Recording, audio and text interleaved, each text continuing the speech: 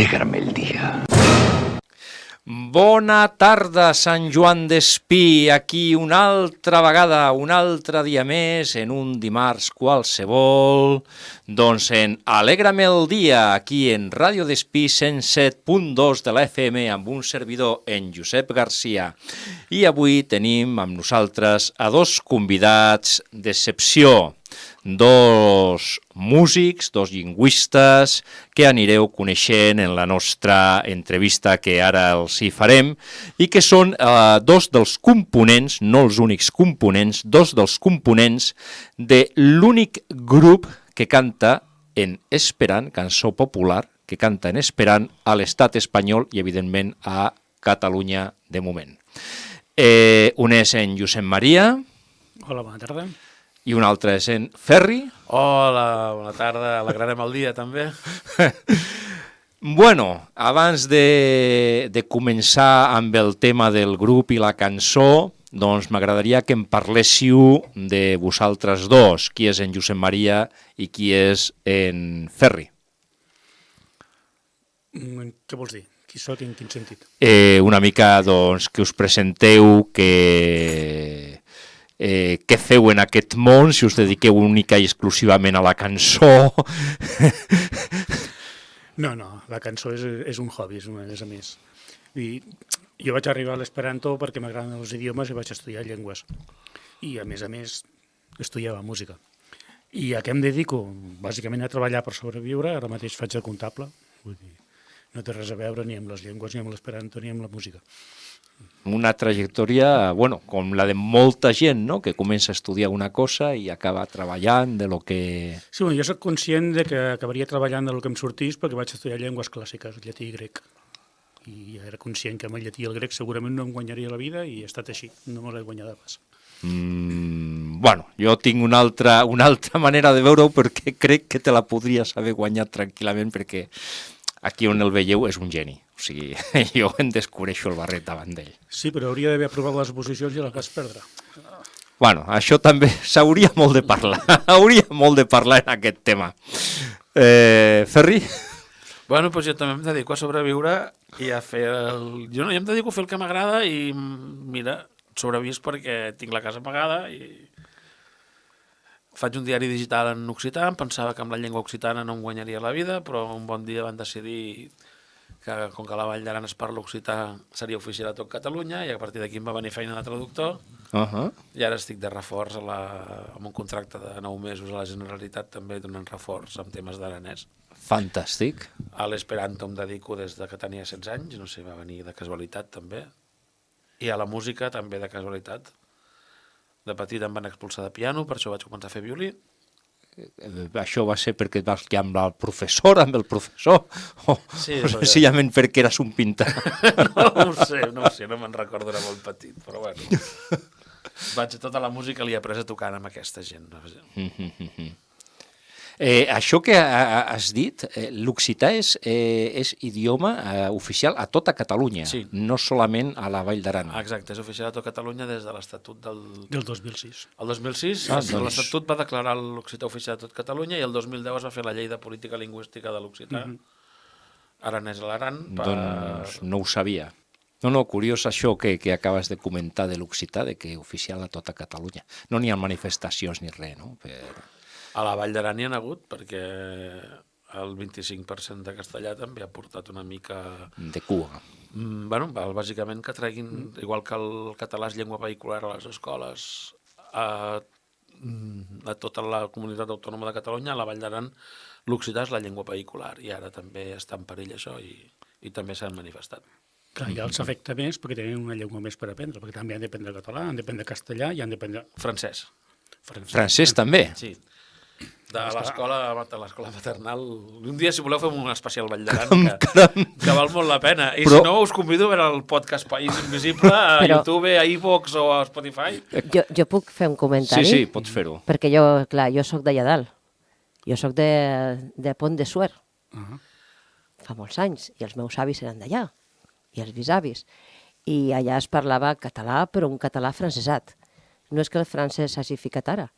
El francès s'ha ficat fa moltíssims anys, però estem parlant millor jo què sé, doncs la meva àvia va néixer en el 1914, imagina els anys que el francès, perquè parapluie no és una paraula catalana, és una paraula francesa, perquè aquí diuen paraigües, però a França és parapluies. No, parapluie. Sí, però però lo transformaven, però parlaven també francès, per el que sigui, però també es parlava. Una barreja, perquè realment hem fet una barreja en tots aquests anys. No és així? No penseu això vosaltres? És que les llengües no s'aturen a les fronteres polítiques. És a dir, les llengües estan molt abans de les fronteres polítiques i quan tracem les fronteres polítiques tirem pel mig d'on hi ha les llengües i on hi ha el canvi d'una llengua a l'altra.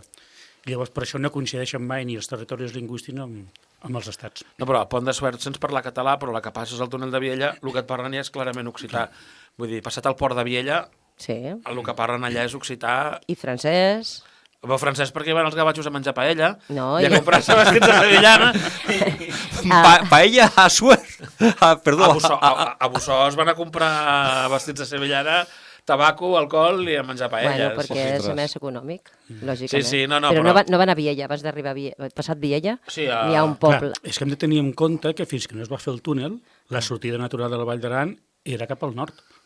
La Vall de la Garona. És la Garona, sí. Correcte. I només hi havia un túnel, que jo me'n recordo, me vaig quedar penjada quan tenia 6 anys, que pensava que anava a morir, perquè aquell túnel era una puta merda, i quan s'enfonsava, perquè a sobre passava un llac. És veritat o no? I feia pànic, aquell túnel era pànic. I quan queia un tros i te quedaves allà dintre i no podies sortir con tots els camions, què passava llavors? Gràcies a Déu, en aquests últims anys han canviat i han fet un pont com Déu mana per passar i sortir d'aquesta frontera, que a vegades se talla. Hi ha un petit problema amb el so, que de vegades sembla que se'n vagi? No, és un problema teu, que estàs sort. Ah, vale. Bueno, pues podeu continuar con aquestes llengües tan boniques que fa molts, molts anys que ens acompanyen. Abans de continuar amb el tema musical, que és el que agafarem, ja que esteu en el món de l'esperant, ens podeu explicar què és l'esperant? Bueno, l'esperanto és la llengua internacional. I dic la llengua internacional perquè de totes les llengües que tenen l'adjectiu d'internacional o que s'han fet o que s'han proposat amb la intenció que siguin internacionals, és la que més ha triomfat. És la que realment es parla a tot el món i per milions de persones. Bueno, és l'únic projecte de llengua internacional que té una comunitat de parlants. Se n'han fet a l'època... De fet, a l'època que es va inventar l'esperanto és quan es va treure el sistema mètric decimal i es van treure totes aquestes coses. I l'esperanto era un dels centenar de projectes de llengües internacionals, però va ser l'únic que va aconseguir una comunitat de parlants... No només una comunitat de parlants, sinó una cultura pròpia. És a dir, aquesta comunitat de parlants ha creat una cultura pròpia en esperanto. Sabeu? Avui dia es pot comparar amb qualsevol altra cultura nacional del món, en aquest sentit. Quan parleu de cultura pròpia, què voleu dir? Literatura pròpia, música pròpia, tradicions pròpies, refranys propis, tot el que té qualsevol cultura lingüística del món, perquè no hem de pensar que una cultura està arrelada a un territori. Hi ha pobles que estan dispersos, que són nòmades i tenen cultura pròpia. No tenen un territori concret, però tenen... Doncs Esperanto ve a ser això, ve a ser una comunitat en diàspora que està establerta a tot el món i que comparteix llengua, cultura, tradicions, història pròpia, institucions pròpies. De fet, la cultura, com totes les cultures, són vives i evolucionen. D'ençà que hi ha internet, la cultura esperantista ha fet una evolució impressionant, perquè si abans les relacions eren sempre per carta, que es van inventar allò dels cupons resposta internacional, que els correus de tot el món anaven amb Esperanto per tot aquest sistema, ara internet ha fet una revolta grandiosa. Tot i que veus que allà on hi ha més parlants, per exemple, ara mateix jo diria que és Àfrica, potser, o Àsia. A Àfrica hi ha unes comunitats de parlants molt grans, però, per exemple, parles amb algú que li envies un mail, igual tarda, doncs mira, si des de casa seva a la parada de l'autobús té 3 hores a peu, de l'autobús a la ciutat té 3 hores més, per arribar a trobar un ordinador amb internet, igual et contesta un cop per setmana. I curiós. Com a Índia o a Xina el problema és que internet està bastant capat. Sí, I allà s'admet l'esperanto o no? A la Xina. A Xina no només s'admet, sinó que a més té molt de suport. Té molt de suport governamental. Sí, suport institucional. I mitjans de comunicació amb suport institucional. Potser on hi ha les ràdios més luxoses i les revistes més ben fetes de tot el món en esperanto és a Xina. De fet, a tots els països socialistes, En l'època en què han estat socialistes, hi havia un suport institucional i governamental cap a la llengua molt fort. És a dir, el sentit aquest d'internacionalisme del comunisme també es transmetia en la llengua, en l'esperanto. I hi havia, doncs això, revistes, emissores de ràdio, universitats, tot això amb el suport institucional. I a què atribuïu el triomf de l'esperant sobre altres llengües que heu comentat que en aquell moment es van crear? Jo tinc una teoria molt tonta, però em sembla que ja m'ho direu si m'equivoco, no? Totes les altres llengües les van fer lingüistes i van gaudir com animals fent les llengües, però des d'un punt de vista lingüístic, i anem a posar-hi una oració passiva i anem a posar-hi no sé quants casos i bueno, van disfrutar com l'esperanto la va fer un oculista, que era un home que era idealista, bàsicament, i va fer una cosa super simple, super senzilla, i quan va començar a aplicar-la per traduir coses i fins i tot quan es van començar a haver-hi converses se'n van donar compte que allò tan simple tenia infinites possibilitats.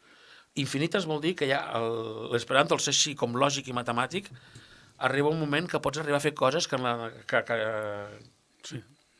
De fet, jo els altres idiomes que he après, moltes coses, molts apunts els he pres en esperanto perquè hi ha coses que no s'expliquen si no és més. L'esperanto et permet fer construccions que en la teva llengua són impossibles. Amb la qual cosa expandeix la teva capacitat d'imaginar i de concebre idees perquè en la teva llengua no les pots explicar. L'esperanto és com una plana on pots anar d'on vulguis a on vulguis i per on vulguis. I les altres llengües són camins. És com una plana plena de camins i has d'anar pel camí. I si vols anar d'aquí a allà i el camí passa per allà, doncs has de passar per allà per nassos perquè no hi ha una drecera. En canvi, l'esperanto no hi ha ni camins ni dreceres, és una plana i ves per on vulguis. I és que això t'obre la ment, pots fer unes combinacions d'idees i de matisos i expressar una expressió de matisos que en la teva llengua ho pots fer, perquè totes les llengües poden expressar-ho tot, però no de la mateixa manera. Per expressar coses que en esperanto només pots fer amb una sola paraula, expressant un matís, igual en català has de fer mitja frase, per dir el mateix. La gràcia també és, veus textos de principis del segle XX, textos de finals del segle XX, textos actuals, i veus com l'esperanto té infinites possibilitats, però com més va evolucionant, més s'aprofiten aquestes possibilitats. I veus com si fins als anys 60, 70, 80, 90 hi havia una paraula per home i una per dona, i ara de la paraula dona surt la paraula home per posar una altra... O sigui, veus com se li van traient totes les possibilitats. Clar, perquè la gent experimenta veure el que es pot fer, si funciona tothom ho accepta i es popularitza. I que és que l'esperanto té infinites possibilitats. Sí, que evoluciona com qualsevol altra llengua. No com qualsevol altra llengua, perquè l'esperanto té en principi una gramàtica que és la base i aquesta gramàtica que és la base en principi no es pot modificar.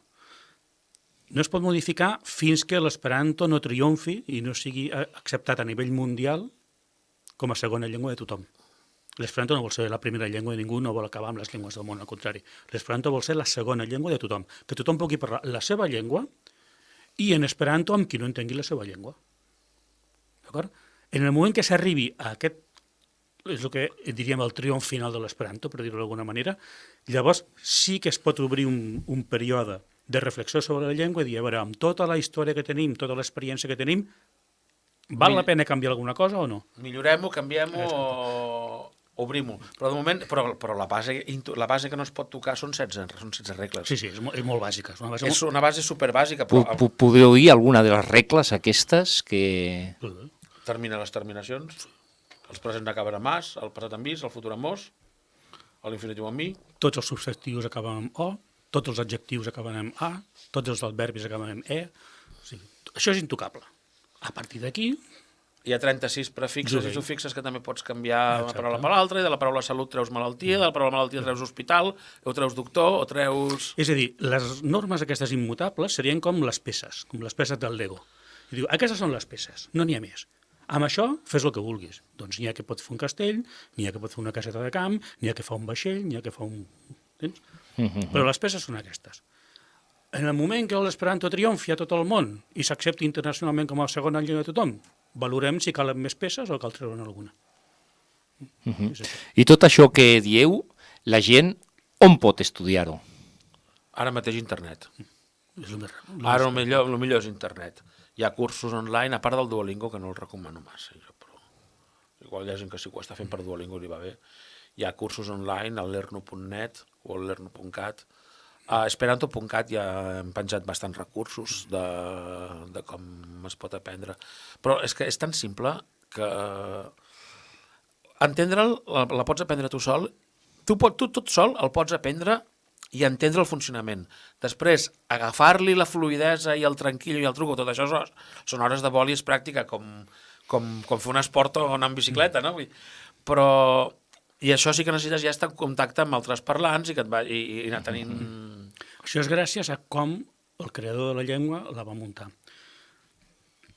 El creador de la llengua va fer una estructura... Si les llengües tenen, per així dir-ho, dues parts importants. Una és el vocabulari, el que és visible, el que la gent veu, que són les paraules, i el rerefons de les paraules, que és l'estructura de la llengua.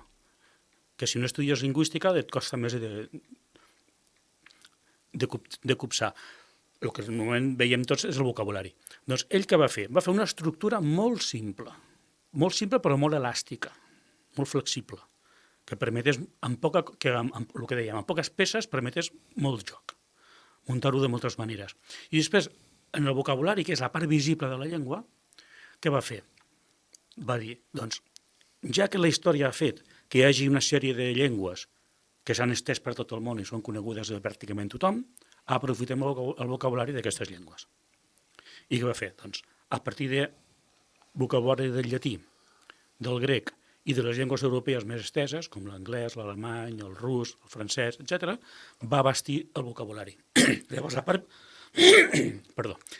la part visible de la llengua ràpidament la reconeixes, perquè és un vocabulari de llengües molt conegudes i és d'aquestes llengües tan conegudes el vocabulari més conegut.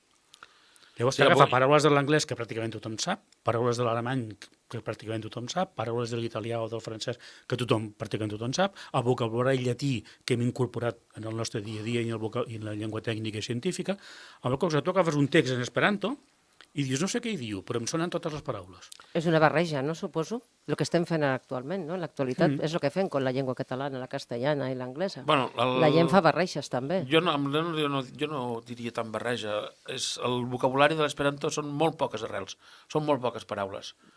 O sigui, s'agafen paraules, però en necessites realment molt poques.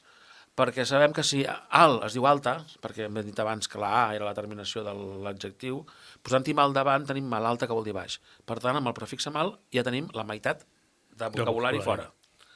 Perquè llavors, si bona vol dir bo, amb el bona vol dir dolent. I si fermi vol dir tancar, amb el fermi vol dir obrir. Ja tenim aquí meitat de vocabulari. Això és un prefixe. Amb 36 prefixes d'aquesta manera, doncs tens 36 multiplicat per 36 de paraules menys que necessites aprendre. El vocabulari és molt petit. Amb l'esperanto, d'una paraula, afegint coses pel davant o pel darrere, en pots fer centenars. Mentre que en la majoria d'idiomes has d'aprendre tota la família de paraules. Llavors, i fins i tot, hi ha moltes possibilitats per una paraula. M'ha vingut gent amb una trobada internacional, et ve algú del Japó i et diu això, dius, ostres, no ho hagués dit mai així, però he entès perfectament què vols dir. Exacte. Però a mi mai se m'hagués ocorregut dir-ho així. Sí. Jo per dir això agafo aquesta peça i aquesta peça del Lego i faig això. I aquest japonès ha vingut, ha agafat unes altres peces que jo mai de la vida hauria fet servir, ha fet una altra cosa, i ho he entès a la primera, perquè volia dir el mateix. És això. O sigui, que hi ha trobades internacionals i tot. Sí, clar, si no de què ens serviria parlar-lo, no, bàsicament. Són trobades internacionals i són... Jo crec que és el que més m'ha portat a mi a la vida, vull dir, és el que més m'ha obert la ment. Però amb els japonesos, evidentment, pots cantar el Doraemon tu en català i ells en japonès i és molt divertit, però pots aprendre coses d'altres cultures que ni t'ho imaginaves.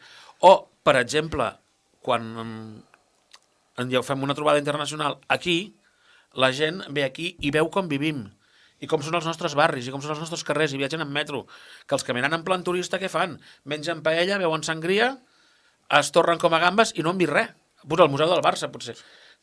La diferència és abismal, vull dir, i a més, clar, et comuniques amb algú amb una llengua que et permet fer-ho amb una facilitat enorme. A mi m'estan fent una pregunta, Josep, i me diuen si la llengua aquesta va néixer el 1887 per un senyor que era polaco, que ho va fer per passar-ho bé. Polaco i era metge, era oftalmòleg. Sí. Correcte? I això és el que m'han escrit. I me diuen, aquest senyor ho va fer per passar-ho bé, per entendre con els amics que quedaven, quan anava a fer trobades de metges i ho va fer així. Diu, lo tenim que considerar una llengua o un joc que van fer uns metges per entendre's? Hòstia, esta és la pregunta que m'acaben de fer. No, és una llengua. Aquest senyor era polonès. Era polonès perquè va néixer en una ciutat que en aquell moment pertanyia Ell no es va sentir mai polonès. a Polònia. Però era fill de russos. No, que la llengua de la família era el yiddish i el pare va decidir educar-los en rus. Exacte, perquè eren jueus, llavors, llengua família yiddish. La llengua que ell va aprendre a casa per part del pare va ser el rus. El polonès era la llengua del carrer. En aquell moment i en aquella part d'Europa la llengua de cultura era l'alemany, per tant a l'escola s'estudiava en alemany. I políticament era el gran ducat de Lituània, allò llavors. I ell va haver d'estudiar llatí i grec pels seus estudis. Era oftalmòleg, però diguem que era lingüista d'afició. I dominava una sèrie d'idiomes que el van ajudar molt. I quan s'ho va plantejar no com un divertiment, sinó com realment una feina de construir una llengua que pogués... Per això me diu, disculpa, aquesta persona me diu, ell va construir una llengua per parlar i comunicar-se amb altres persones, però no és una llengua que existeixi abans de la societat. És algo inventat per una persona i té nom i té data de naixement. A diferència del català, que no sabem d'on surt, sabem que ve del llatí. El que passa és que no hi ha un dia i una hora que diu a partir d'ara el llatí serà català. No, el llatí va evolucionar mica en mica, anem fent empentes i rodolons, allò de qualsevol manera, tu tires cap aquí, jo tiro cap allà, el teu triomfa, el meu no, conservem arcaïsmes, innovem amb neologismes, copiem d'altres idiomes i anem fent un poti-poti que ens serveix, que funciona, parlem català i ens entenem. L'esperanto no, l'esperanto va ser una persona que va seure durant 20 anys, perquè no la van fer en 2 dies, durant 20 anys es va dedicar a programar una llengua, va dir com m'ho monto per fer una llengua el més simple possible i que funcioni igual de bé o millor que la resta de llengües. Ell ho va fer molt per idealisme. Estava convençudíssim, però convençudíssim, en aquella època tothom estava convençut de que el dia que tothom s'entengués s'acabarien tots els problemes. Les guerres i tot. S'acabarien tots els problemes. Ell ho va fer com a idealista. Quan son pare li va veure el projecte, li va tirar el foc i li va cremar i el va enviar a estudiar a Moscou. Tinc pares per això. I llavors ell, quan va tornar de Moscou, la va tornar a crear per segona vegada i llavors la va fer fins i tot un pèl diferent. I des del meu punt de vista la va millorar. La va millorar. Igual hem d'agrair al seu pare que li hagués cremat el projecte inicial. Però sí. M'acaben d'enviar la foto d'aquest senyor. Exactament. Me l'acaben d'enviar ara mateix. Aquí ja tenia uns quants anyets. Aquell ho va començar amb 16 anys. Però tenia així una pose com jo, així guapa i elegant. Sí, totalment. Ludwig Leitzer Zamenhof. De fet, és això, per això dic que el secret era que no fos lingüista, sinó oculista. Jo una pregunta, dos preguntes, abans de passar ja a la música. La primera és, hi ha pel·lícules en esperant? Perquè jo sóc un amant del cinema i en aquest programa parlem molt de cinema. A veure, per una banda, hi ha directors que han fet servir l'esperanto com a llengua de ficció. A Blade Runner no. No, però Incubus es va fer servir, o El gran dictador de Chaplin, com que Chaplin parlava esperanto... El gran dictador parla esperanto? No. Al barri jueu de la pel·lícula del gran dictador tots els rètols estan en esperanto. No, però no, estan basats en l'esperanto, perquè... Estan en esperanto però amb la terminació canviada. Els hi vol donar un toc així eslavitzant, perquè sembli una llengua eslava, i agafa les paraules de l'esperanto i les acaba una mica a l'eslava. O sigui, que fa una broma, el Chaplin, amb l'esperanto. Bueno, perquè el gran dictador passa en un país imaginari. Sí, efectivament. I el mateix Chaplin era esperantista. Però hi ha pel·lícules rodades directament en esperanto i n'hi ha que l'han fet servir. N'hi ha una que m'agrada, una que és espanyola, la de que va justament d'un mestre de la República que era esperantista que passa a València abans davant del... Com es diu la pel·lícula? Algo de la bicicleta, no me'n recordo. No serà Les bicicletes són para el verano, no? No, ni el ladrón de bicicleta està enfocant. El títol és alguna cosa sobre bicicleta. Però no me'n recordo. Però, ostres, és que... No, bueno, l'esperanto... És de Ramon Barea, si no m'equivoco. No sé què de la bicicleta. I llavors hi ha directors de cinema esperantistes. Però... El que sí, una cosa interessant que hi ha a Catalunya, feta a Catalunya, vull dir, és una sèrie que es pot veure per internet, que està penjada a YouTube, una websèrie que es diu Peixos, que si poseu peixos.cat o busqueu al Google sèrie Peixos. És una sèrie rodada en llengua de signes catalana, Però subtitulada, entre altres llengües, en esperanto. És a dir que la podeu veure subtitulada en català, si voleu, la podeu veure subtitulada en anglès, la podeu veure subtitulada en castellà o la podeu veure subtitulada en esperanto. Senyors espectadors, us faré una crítica d'aquesta websèrie. Us ho prometo. Molt bé. Bueno, he dit espectadors, tindria que haver dit radioients. Les dues coses. Bueno, sí, són les dues coses, perquè ho veuen i... Radioespectadors. Radioespectadors. En esperant com seria? Què? Radioespectantoi. Radioespectanton. Clar, han estat ràdio escoltant-hi. Ràdio escoltant-hi. Està bé, Radioespectanton. Us prometo que us faré una crítica d'aquesta websèrie. Us ho prometo. I una cosa, Josep, n'hi ha una persona que jo conec que té quadres grans de fusta con tota la història de l'esperanto. N'hi ha algun museu en algun puesto? Perquè aquesta persona té 8 quadres de l'any 1967, que me l'acaba d'escriure. No en tenia ni idea. De l'ensenyança. Hi ha un museu a Sant Pau d'Ordal. Ja, no, el museu ha tancat. Ha tancat el tot museu el de Sant Pau fons, d'Ordal. bueno, es va morir el propietari, tot el fons del museu ha passat a l'Ajuntament i ara l'Ajuntament està fent la biblioteca municipal en el qual hi haurà un espai que es dirà Espai Esperanto i tot el fons del museu passarà allà i a més tota la biblioteca tindrà una secció dedicada a l'esperanto. Ara l'estan fent un edifici nou. Ara estarem un temps que no es pot visitar ni una cosa ni l'altra. Doncs llavors que contacti amb l'Ajuntament de Sant Pau d'Ordal, Vale. que suposo que deu ser... L'Ajuntament de Subirats. L'Ajuntament Vale. de Subirats, i que l'informin allà. Sí, perquè és una llàstima que no estigui penjat en un puesto. Sí, no. Sí, realment Perquè sí. eren de mestres de l'any 1967 que van fer tota aquesta feina i aquesta labor amb els alumnes. Tenim una d'arxius i coses que van arribant de gent que... L'esperanto va tenir molt d'èxit abans de la Gran Depressió que va portar tant el franquisme com els dos feixismes que va patir Europa. Les dues guerres, bàsicament. Les dues guerres i tot plegat, però abans d'això hi havia tenia molta vida i llavors hi ha molta gent que té uns arxius a casa seva de correspondència amb mig món o de fonògrafos de l'època en esperanto, de gravacions del mateix Zamenhof i coses així, però ens estan arribant que no sabem què fer de tant de material que ens està arribant. No sabem com arxivar-lo i necessitaríem alguna ajuda. L'Esperant necessita arxivistes. Necessita diners per pagar arxivistes i diners s'ha i de de tot. contactar amb el Departament de Cultura i senyors, tenim tot això. Clar que sí. Sí. I en algun lloc s'ha de posar. Mira, que volen ampliar el MACBA. Secció és d'Esperanto al MACBA. Correcte. Si em sembla que els hi van preguntar, ens van dir, ja podeu en esperanto. Esperanto, no, també.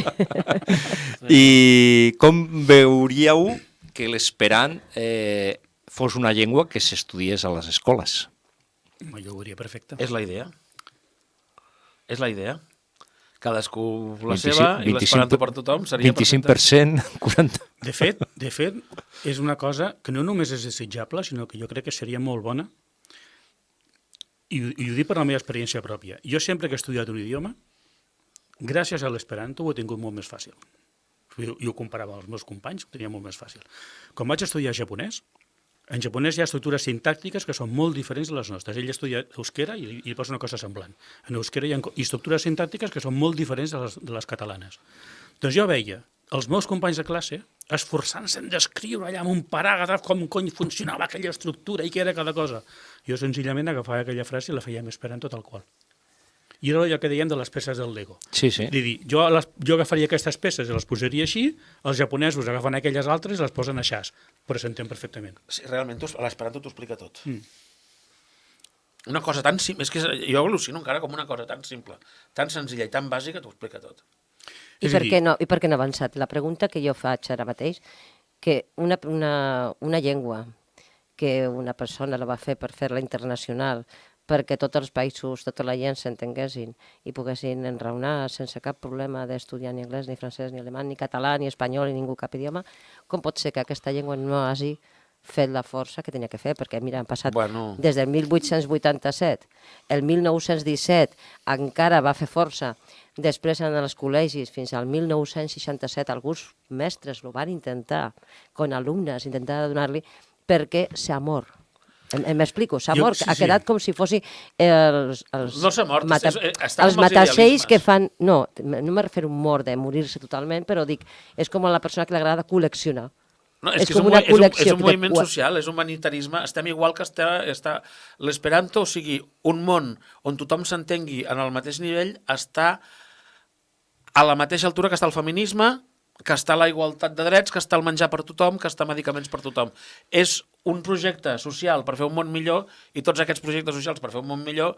I per què creu que fracassa? Con el capital hemos topado, amigo Sancho. Jo crec que això hauries La de... pregunta que tenim que fer, per què Sí. creieu, o sigui, sincerament, tant els tres, tant Josep com tu i com tu, per què creieu que ha fracassat? Per Jo què- crec que aquesta pregunta s'hauria de fer als responsables de les polítiques lingüístiques.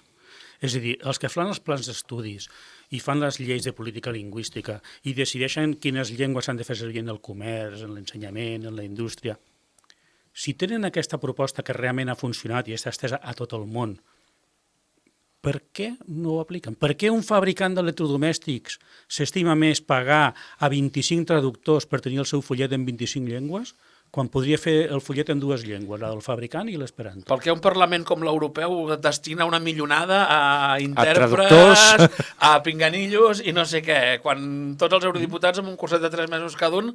Però, però tu mateix m'ho estàs dient. Podrien tots parlar la mateixa llengua i tothom entendria la mateixa llengua. No estaríem barallar-nos dient ara que diu en francès, o en anglès, o en alemany, o en danès, o en... Doncs per què no ho fan? Ho haurien Per què no ho d'explicar fan, ells. pregunto. Ells t'haurien d'explicar per què prefereixen aquest dispendi, malgastar milions de milions, perquè al Parlament Europeu val milions la traducció simultània. Correcte. Al Congrés espanyol sempre hi ha batusses quan un basc vol parlar en basc, un gallec vol parlar en gallec, un català vol parlar en català, perquè està prohibit. O sigui, tot això ens ho estalviaríem si, com deia en Josep, a les escoles tothom aprengués l'esperanto com a segona Però llengua. al món sencer. Al món sencer. Al món sencer, món sencer, estem al parlant. món sencer. Però estem parlant que no és un problema només d'aquí, és un problema mundial. Mundial. No, Perquè no està aquí. mundialment ningú li dóna la gana. Mundialment els que tenen el poder de decisió no ho volen fer. Per què?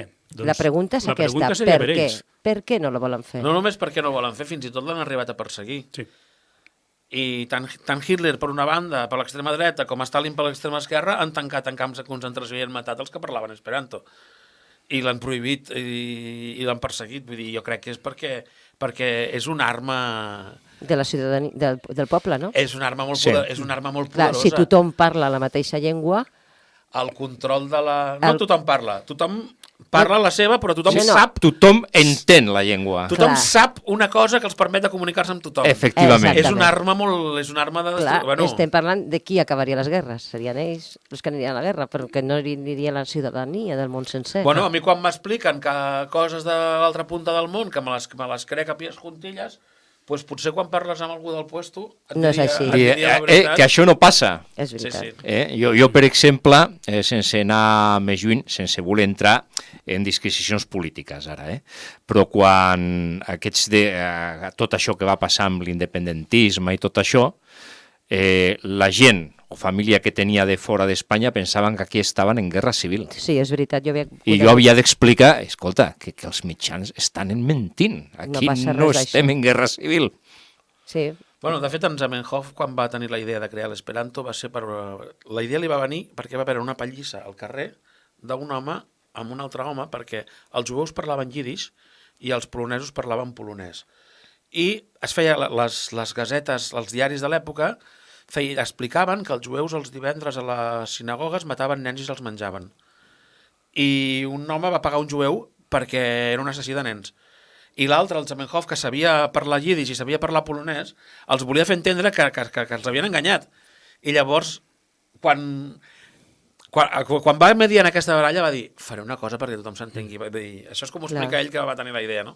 Però vull dir, això d'anar explicant ja als mitjans de comunicació el que ens interessa, que els altres pensin dels altres, això és manipulació total. no és un invent d'ara, No, s'ha no, fet no. tota la vida. I per tant, George Orwell. i per tant, com hem de permetre que tot el món s'entengui? Mira, un exemple. Quan la guerra de Iugoslàvia, vull dir, quan l'agressió de l'OTAN cap a Iugoslàvia, aquí ens ho venien d'una altra manera. I ens explicaven el que volien. Efectivament. Doncs nosaltres, per saber realment què estava passant, contactàvem amb esperantistes iugoslaus. Bueno, de fet, ens van explicar abans que aquí ningú es m'imaginés. Llavors tu i jo fèiem una revista i dic, ens han explicat de Iugoslàvia, perquè llavors encara no hi havia Croàcia ni Eslovènia, ens han explicat de Iugoslàvia, que allà s'està liant un pollo que d'aquí 2 dies hi haurà una guerra. I tots, anda ja, què dieu, no sé què. I va haver-hi una guerra. I va haver una guerra. Una guerra i, a més, matances... Bueno, extermini de cultures. Genocidi. De fet, hi ha una pel·lícula, el títol no me'n recordo, me sembla que és Quo Vadis Anna, que és preciosa perquè és sobre una mestra que és traductora de la ONU i tal, i bueno. I jo la recomano perquè primer es veu els generals molt humans. Els generals de la ONU són molt humans, com que el conflicte els supera i es veuen que està succeint un genocidi i no poden fer res. Estan lligats per la ONU. I veus, per altra banda, aquests que estan fent el genocidi, que fa 4 dies eren companys d'escola dels que volen assassinar. És molt dura, aquesta pel·lícula. És duríssima. La pel·lícula és duríssima. Sí. Sí, és que les guerres civils són així. I la pregunta que tinc que fer jo, Josep, i a nostres amics, que canten esperanto o canten en català? O canten en quina llengua? Ui, cantem en més d'una llengua. Cantem en moltes llengües i que en totes les cançons tenim una versió en la llengua original i l'altra en esperanto. Jo sempre he escoltat en esperanto. Mira, ràpidament perquè l'audiència ho entengui. Nosaltres fem cançó tradicional catalana i occitana, aquest és l'origen del grup. Cançó tradicional catalana i occitana traduïda a l'esperanto. Per què? Perquè en els congressos esperantistes hi ha una institució que es diu la nit d'interconeixement, on tothom presenta mostres de la cultura del seu país. I llavors uns surten i fan unes danses, els altres surten i fan uns cants, els altres surten i fan una altra cosa. O porten un menjar. Vull dir, en aquella nit es tracta d'intercanviar coneixement cultural i conèixer la cultura dels altres. I nosaltres, ens agradava la música, vam dir, doncs podem cantar les nostres cançons tradicionals traduïdes a l'esperanto, perquè en els congressos tothom conegui la música tradicional catalana i occitana. Aquest és l'origen. A partir d'aquí, ho hem ampliat una mica, hem agafat també cançons de jueus, vam començar amb cançons de jueus catalans i també hem agafat cançons de jueus castellans, sefardites,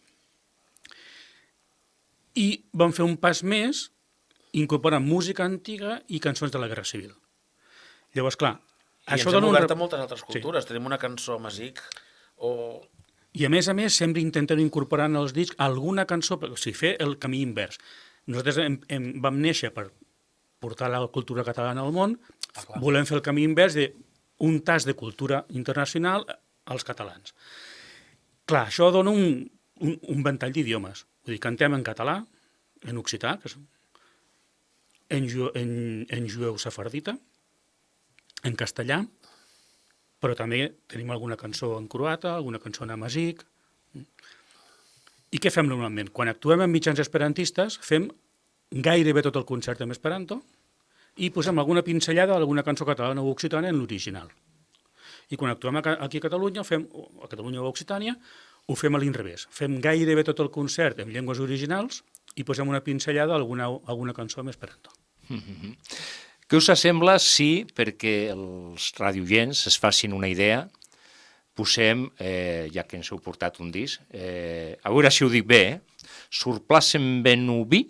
Gairebé. Surplacem Benubi? Que vol dir... Veniu a la plaça. Veniu a la plaça, del grup Caetí el Plu, que vol dir... Etcètera. Etcètera. Vol dir i així més o vol dir etcètera. Caetí el Plu vol dir etcètera. A peu de la lletra vol dir i així més, però i així més és la manera que hi ha en esperanto de dir etcètera. Etcètera. Vale, doncs la poso. Doncs posarem la cançó El Tailorino El Balaguer, la modista de Balaguer, que és tradicional catalana, oi? Doncs som-hi a escoltar-la.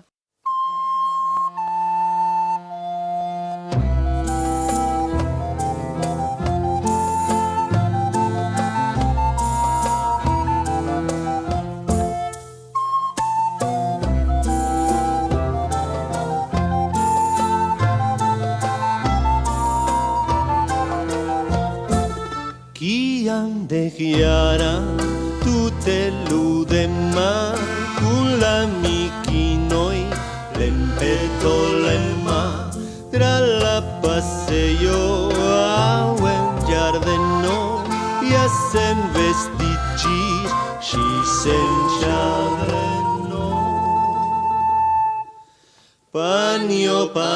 panio, venu, panio viduo patrino, tu tenuda tra giardino, lascico un amichino, panio, panio, panio, venu, panio viduci, tu tenuda tra giardino, lascico un amichino, iante triara, exopiradi, kai bella navoi, si arevadis, si colorigis, sian visagion, cache sorgante, sian schmincagion. Panio, panio, panio, veno, panio viduo patrino, si ai manoi kai visaggio, tutte plenas da schminco, panio, panio, panio, venu, panio viduci, si ai manoi kai visaggio, tutte plenas da schminco.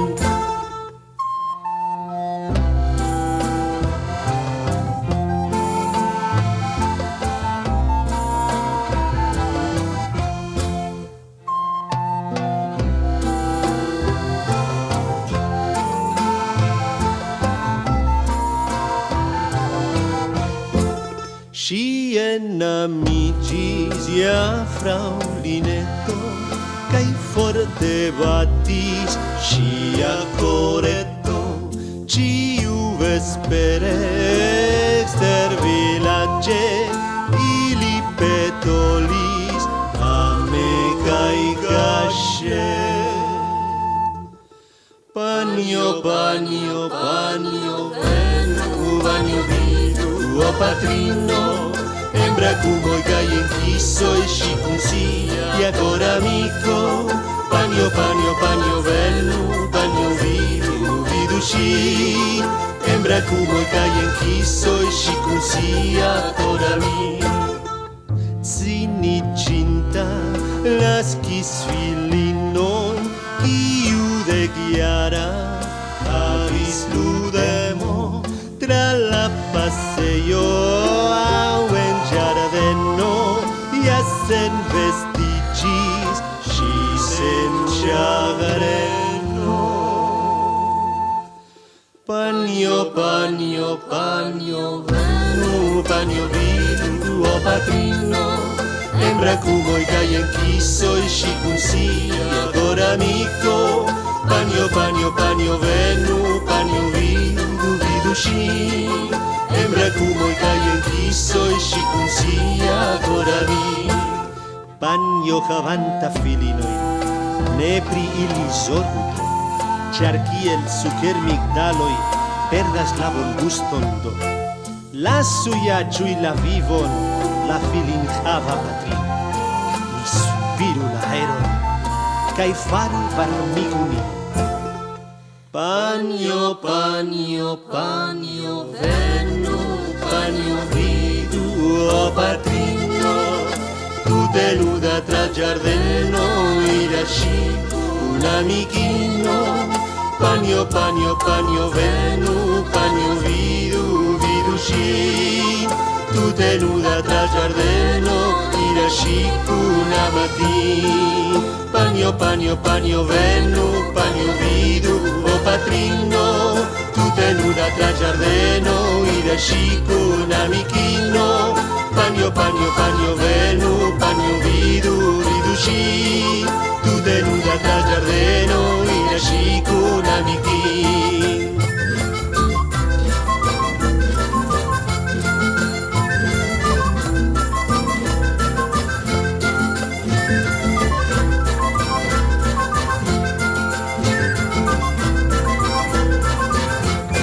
Bueno, i aquesta cançó, què ens vol dir? I ha sofert arranjament, no? Perquè no l'heu agafat tal qual, sinó que l'heu arranjada per la sonoritat en esperant. L'hem traduïda, hem intentat respectar el ritme i quan ha estat possible la rima, però sobretot el caràcter. És a dir, que quan sents la cançó en esperanto et soni pràcticament igual que quan la sents en català. De manera que una persona que no conegui el català i no conegui la cançó original, quan la senti cantar en esperanto, pugui sentir el mateix que una persona quan la sent directament en català. Aquesta explica la història d'una nena com es va fent gran i va descobrint la seva sexualitat, bàsicament, i es comença a revoltar i a fer coses.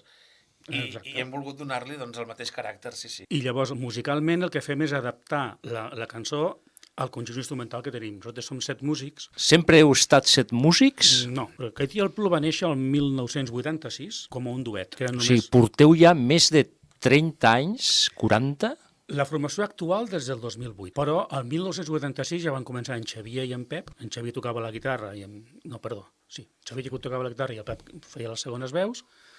Molt poc després vam entrar en Carles i jo, ja vam ser 4. Una mica després va entrar la Núria i vam continuar sent 5 durant bastant de temps. Llavors s'hi van afegir altra gent tocant percussions o violins, etc., però una formació una mica canviant, fins al 2008, que per al Congrés d'Esperanto El Congrés Universal, no? 2005, no? El Congrés Universal d'Esperanto a Montpellier?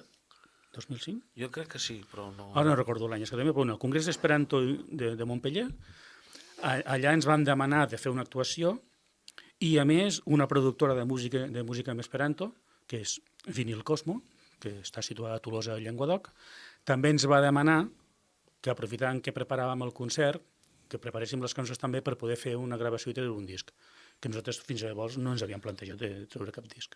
I llavors és com vam reformar la formació, es va incorporar el Ferriol, per exemple, tocant el violí, i ja va ser una formació més estable. I des de llavors el que hem fet és, quan ens ha fallat algú, intentar substituir-lo, però més o menys ens hem mantingut estables, entre 7 i 8 persones. Ara mateix tenim...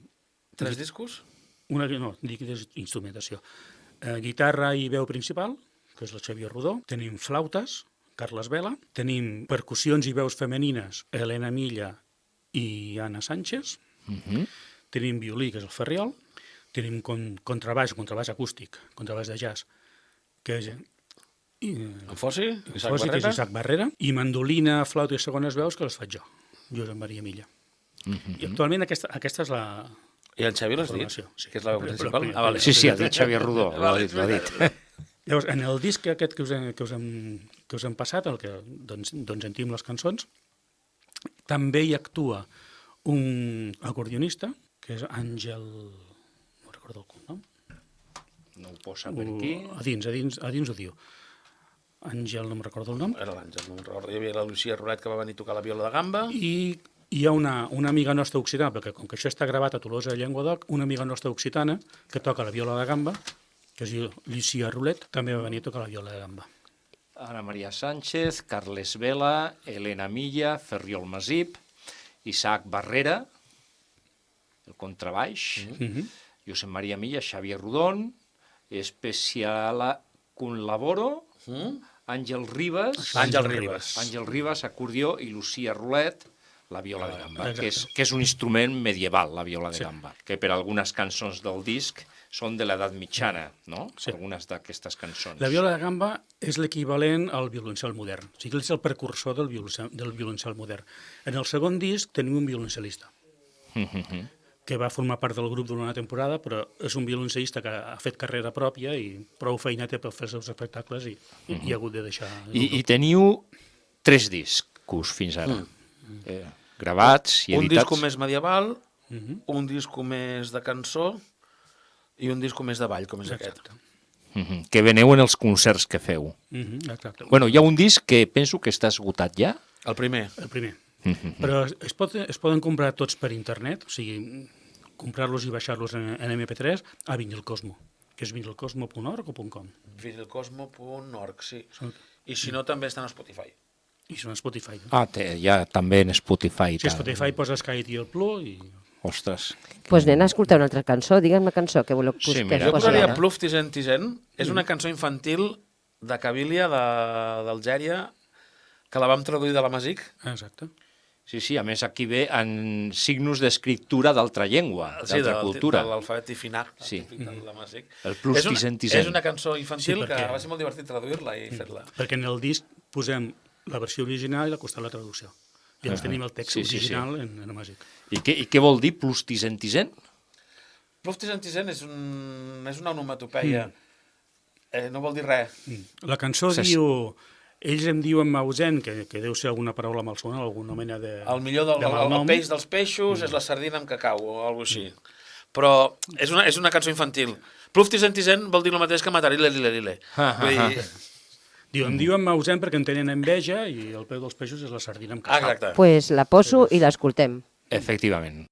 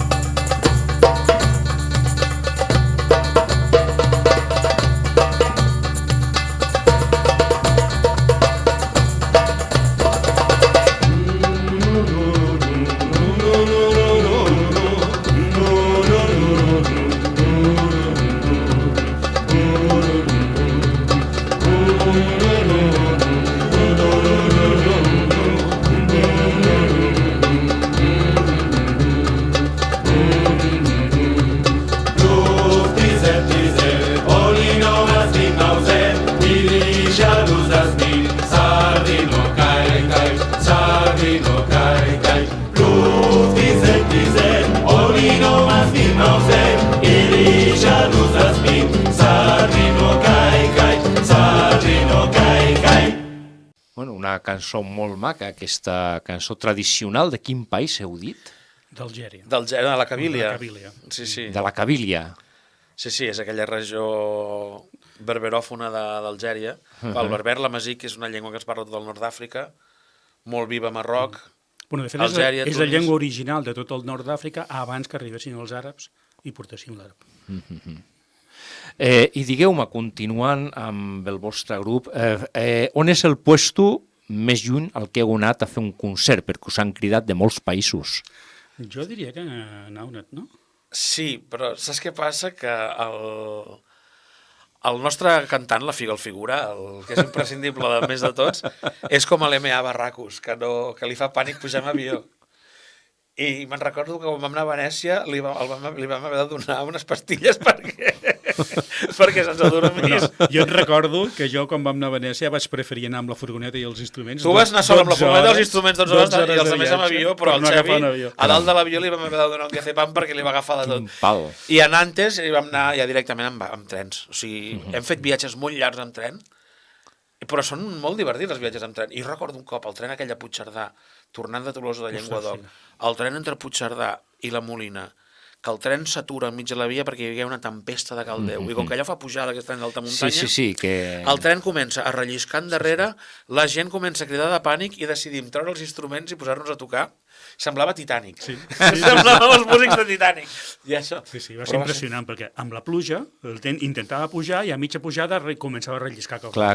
Llavors el conductor el deixava relliscar i tornava a agafar empenta. I així unes quantes vegades. I la gent s'anava esverant.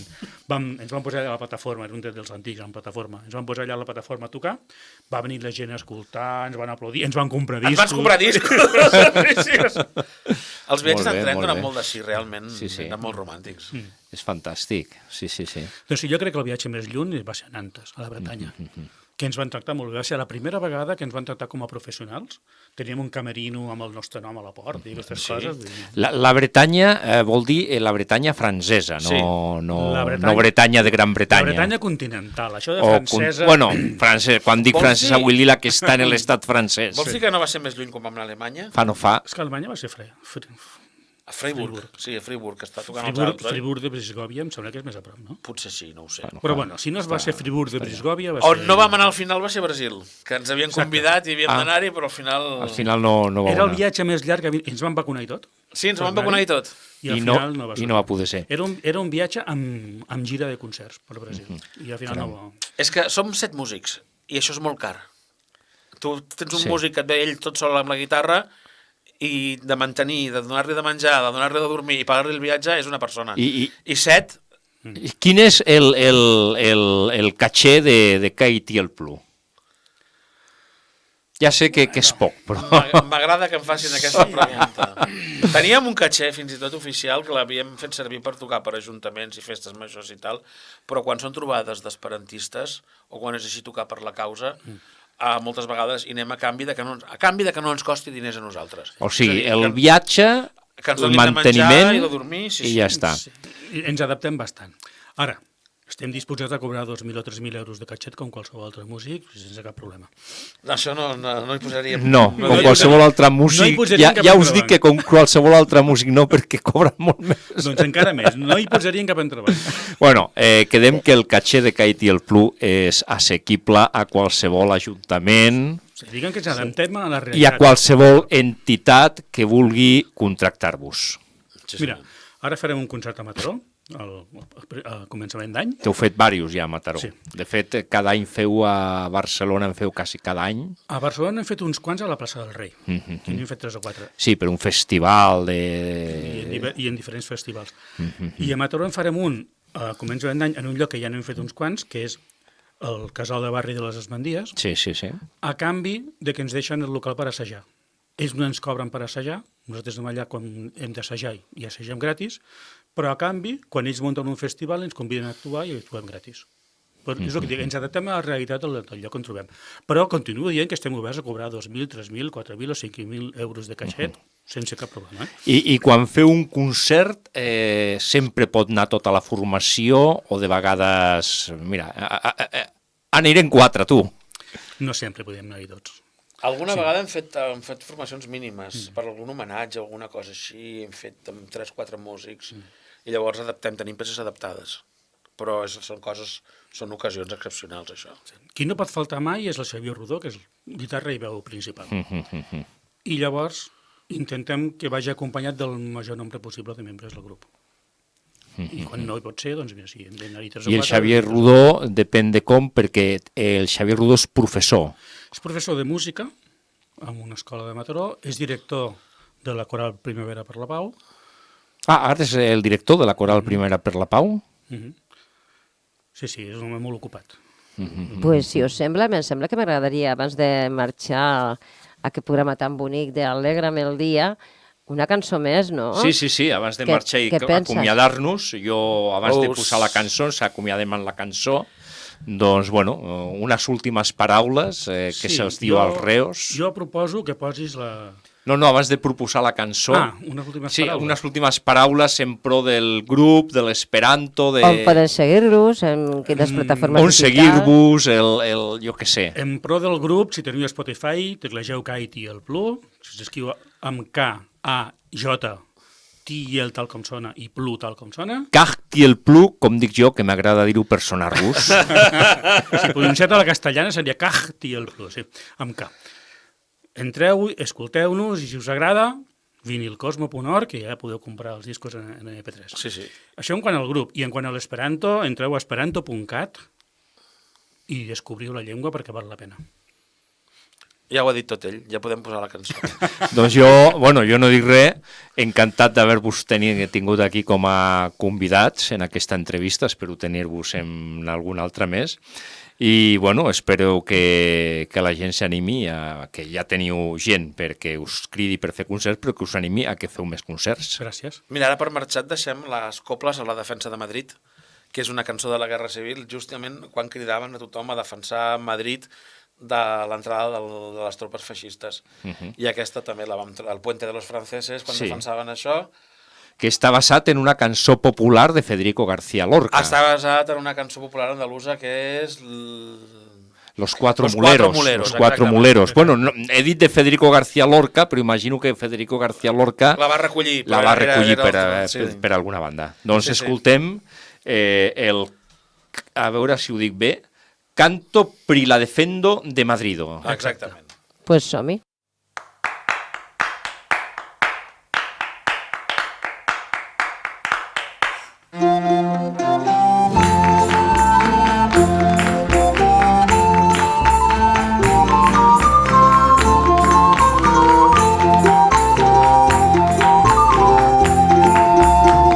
L'abandon de la Franzo, l'abandon de la Franzo, l'abandon de la Franzo, in ma vita mia, neniu passo, Giorgi miliziano,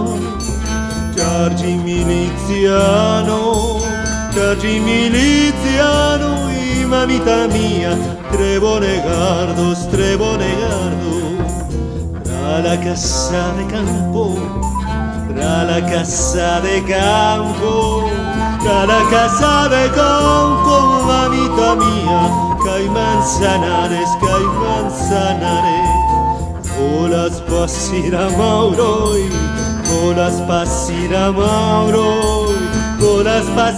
Mauro, mamita mía, neniu pasos.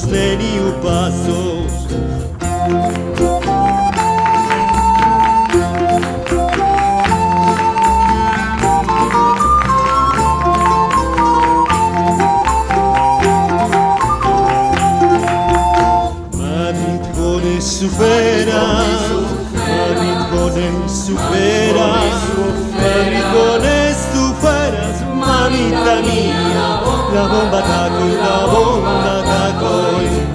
la bomboya primoca, la bomboya primoca, mamita mía, la madridano.